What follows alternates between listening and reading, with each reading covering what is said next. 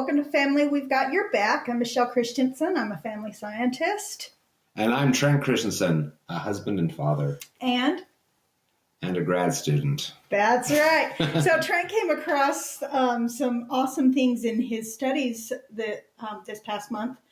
Past 3 weeks. Thank you very much. Thank you very much. Yep, in his grad school studies, that partner well with this podcast, and so he made up this podcast. He wrote this episode. So yay, good for you, Trent.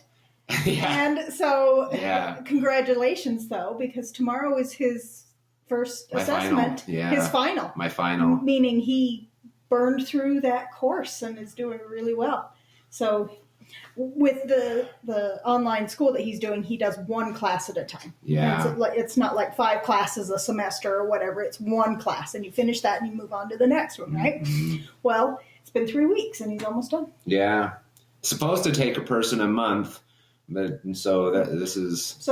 already started the other course too, because I'm waiting on assessment windows and all that kind of jazz. So yeah.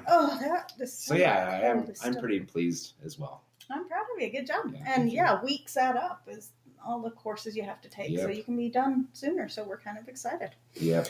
So So anyway, take it away, Trent. Yeah. So my first course was on ethics, and because as educators, the buzzword is stakeholders, and so you have to appease all the stakeholders, whether it's parents or the parent-teacher association or the students, of course, the students, and they all have different ethics values. They all have different end goals, I would say. Yeah, you have different ways that you treat each group. True, you don't treat the students the same way you treat the parents. No, yeah, and there's just different things that we have to look into, and this applies to everybody. Like, there's so many different groups of people that you have to. If you're with your friends, you can be more casual. If you're with your family, maybe you can be casual, maybe you can't. It just depends on some people have more formal families than others. And so the different groups that you find yourself in, you need to adjust to those. And so a different set of morals, a different set of moral compasses kind of apply, and you have to be really careful. Otherwise, disharmony occurs. Well, and the end goal, teaching a student what they need to know, doesn't happen for one reason or another, right? And so you gotta, if you're not ethical, the learning doesn't happen as well. Right. Yeah, that was one of my big points in one of my in my paper or whatever, is that when you're in a situation, if you offend a family, right, then or one member of that family, then the whole family can be contaminated, right? Or biased or against the relationship you. can be. I don't want that. He was a sucky teacher. Blah blah. Well, blah. yeah, it's like the first kid gets the teacher, and there's somebody in that family group has an issue, and so then if you get the next kid, it's that bad feeling is perpetuated, and it's And the flip side of that is fantastic. When you have a good relationship with a kid, and then you get their sibling, then it's like a gift. Yeah. It's like, that was my whole experience. I had many older brothers, and they did what they were supposed to do. So whenever I came into classroom, it was, it's another Christensen. Hooray! Hooray! I'm not exaggerating, too. Well, and it's the same thing with our kids at school. Yes. They're like, oh, good. Yes. Yeah. Anyway, one less kid I have to worry about. Right. It's like, this kid's going to be on task, doing what they should, learning, getting good grades, helping the students around them. And so, good. So once again, if you apply the right set of ethics into your situation, then it can make you or break you. So we should look at the definition of ethics. Okay, there you go, dear. You want me to read it for you? Yes, please. The ethics is moral principles that govern a person's behavior, or I would say, because they're the school's ethics, so entity. Yes. Or the conducting of an activity. So principles that govern behavior or the conducting of an activity. Yeah. So yeah, those. It's like a value. It is. Yeah, it's like a value. Basically. It's. Yeah, guidelines on how you behave. Yes. Guidelines on how you behave. Yeah. And so we touched upon this briefly. My family's ethics are different than your family's ethics. And that we tell stupid, awful jokes, and your family's less awful with their humor. We're a little bit more low key with our humor. Well, not low key. I would say it's drier. Different. Your family's humor is more sophisticated. I would say self-contained, like less too. broad. My family finds almost anything funny. His family is like, nope, there's this. That's not funny. You know. But within that safety space, it's really funny. It's true. Like, we have a lot of comedians in my side of the family. The funny uncle, and then you have to ask which one, right? Yep. So how you act in your family, how you act in your workplace, how you act socially. I think I've talked about this before too, that in your workplace, you need to do a lot of watching. You need to do a lot of figuring out what is good, and then work within that system however you can. Yeah. Because you don't want to be stuck for years with an ugly situation. Right. You know, because you're dependent upon your job. Or your family. Yes, right. Or your friends. But there are things you can do to impact your family, right? Right. And but you should have more influence over your family than you do your workplace. Yes. And then your neighborhood or whatever. It's your points of contact. Yes, yeah. It's like your family is your most influential place for where you have ethics. Right. And so that's why that's the most important place to build your ethics is at your house. Because it's still kind of a grand experiment. You know, you can figure it out as time goes by. Yes, it's a safer place to make mistakes. Yeah. As long as the people that are in your family recognize that this is an experiment. You know, we don't have perfection. Nobody's perfect, right? so it's a good place to teach that. Yeah, nobody's perfect, so let's figure it out together. Right. And that becomes its own ethics. Yeah, you know, it's your own guideline. It's nobody's perfect, so give them the benefit of the doubt and give them some leeway and be forgiving and kind.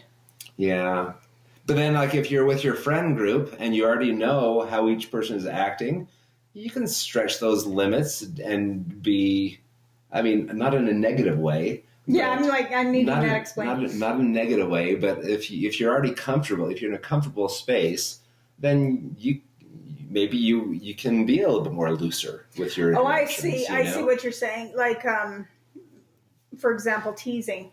You can tease. You can tease and know friends. That they're going to be not offended because they're your buddy and they know you're just You've teasing. Already built a relationship that is trusting and open and hopefully pretty fun. But you don't want to cross the line. Right. It's all fun and games until someone loses an eye. Yeah, it's true. It's true. Yeah, I get that. I said that to them the other day, only it was until somebody gets hurt. They were wrestling around and handing out dead legs like it was trick or treat. Name that movie quote or TV quote. Oh, it's Blue Bloods. There it is. Okay. Yeah. Which we have no affiliation to. Anyway. Right. But yeah, I was like, dude, why are you punching while you're wrestling? It's like, dudes punch. I'm like, no. That's where I draw the line in the family roughhousing is punching. Yeah. So again, my ethic is, how about you not injure each other permanently while you're wrestling and having fun in your manly, loving touch. Right. Right. Hey, not everybody has that same goal, but hey, whatever. But you know, it is interesting though, because with these, I had to look at a bunch of different scenarios in my paper, and one of them gave me a situation where if you're the administrator and the school board member comes up and is trying to hint at a specific hire that they wanted to have, how would you deal with it?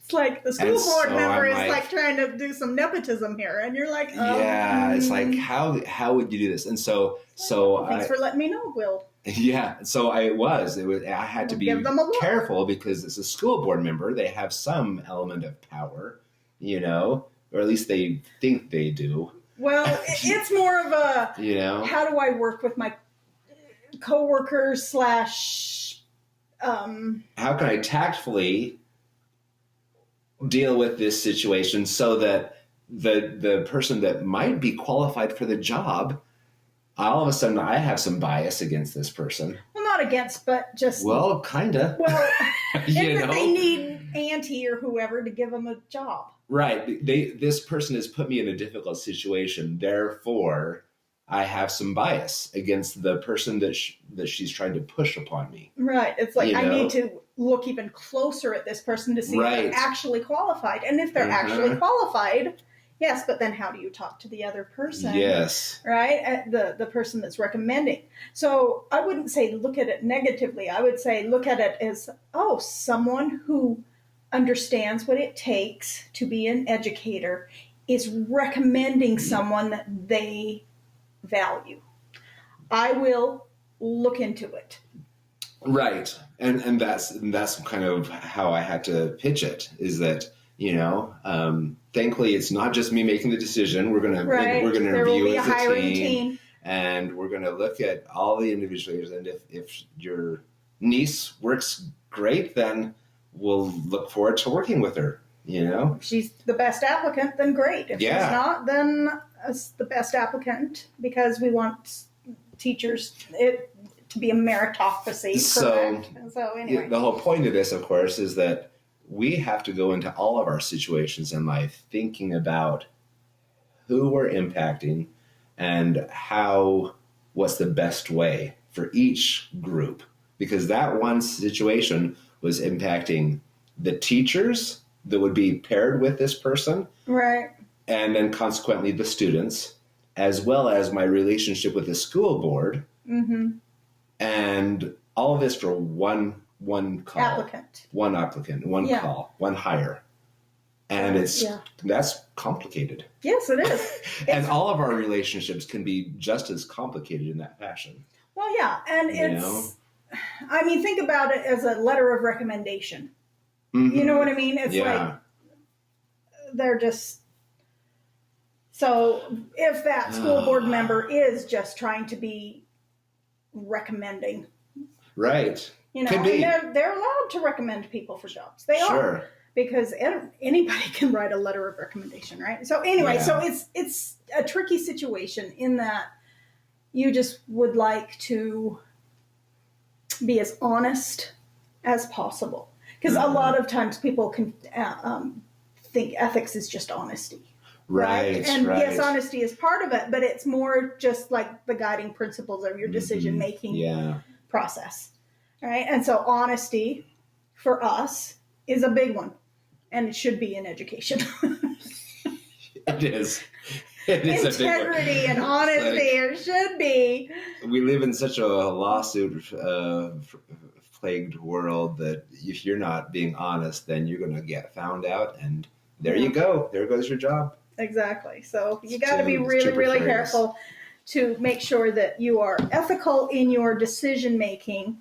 Yeah. Wherever you are, whether it's in your family or at work or in your neighborhood and friend and social circle, you know, so that you're not compromising your core values. Right. So our last thing, this was a cool quote that I read, and I didn't write down. It was in his course. It was in one of my readings, and like I just didn't think to. I wrote down the quote, but not the source. So I'm just so you know, it's in the coursework of his grad studies. It's in my grad studies. Sorry, my cough just will not go away from December. So this is the quote that just stood out to me in a huge, huge fashion. This is a way to combat an unethical situation. Maybe one of your relationships is not all that solid. Maybe you want it to be better. So this is the idea from changing from an unethical to an ethical relationship. The conversion of an unethical person into an ethical human being is a very difficult process because it requires him or her to reinvest others with human dignity. Ooh, I like that. In popular language, this process is called unhardening the heart. And I just thought this was it's such a great visual, you know? Yeah. When you have a hard heart, you're stuck with thinking evil about this person or that situation or this, whatever it is. Think about a stone versus a sponge. Right. Yeah. And it's so tricky, but. And it takes listening to your conscience, and it takes making choices that align with your core values and your conscience. So if something is tickling your conscience, you're like, ooh, that was a mistake. I need to fix that. And, you know, and truthfully. And being sensitive to that conscience. Right.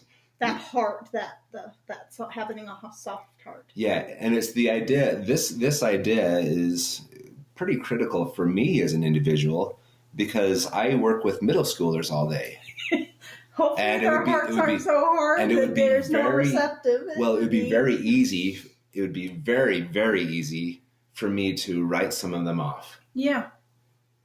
But I need to reinvest others with human dignity. I need to step out of my whatever hard heart. Yeah. And, you know, why does this person keep on giving me grief day after day after day?